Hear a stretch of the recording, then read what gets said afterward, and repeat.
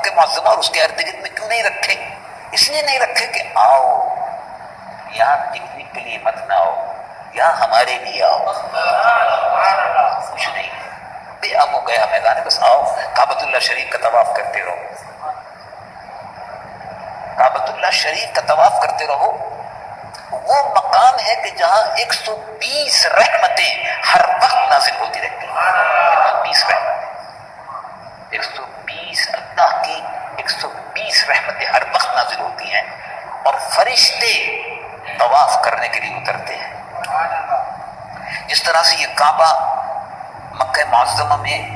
دنیا کی بالکل بیچو بیچ ہے، اسی طرح سے اس کے اوپر بیت المعمور ہے، ملائکہ کے طواف کی جگہ بیت المعمور، اسی کے بالکل محاذات میں کعبۃ اللہ شریف ہے۔ اللہ کی رحمت، کعبۃ اللہ شریف میں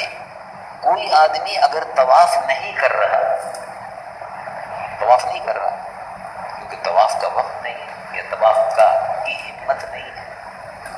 یا سستی ہے، پہلے کر لیا تھا اب بیٹھا ہوا ہے، تو اگر طواف نہیں کیا اور بیٹھا ہوا ہے تو بھی بیٹھا رہے اور کعبہ شریف کی طرف دیکھتا رہے،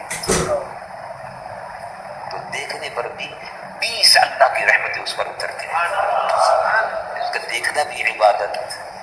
کعبۃ اللہ شریف کا دیکھنا بھی عبادت ہے، یعنی جتنی دیر تک کعبۃ اللہ شریف کو دیکھ رہے ہیں، بیٹھے ہوئے ہیں، وہ بھی ثواب میں اور عبادت میں داخل ہے۔ کعبۃ اللہ شریف اللہ رب العالمین کا گھر، اس کی طرف متوجہ کیا، روئے زمین کے لوگ اس طرف متوجہ ہو کر نماز پڑھیں، تو ہم سب کا رخ ہے سوئے کعبہ، اور سوئے کعبہ روئے محمد صلی اللہ علیہ وسلم۔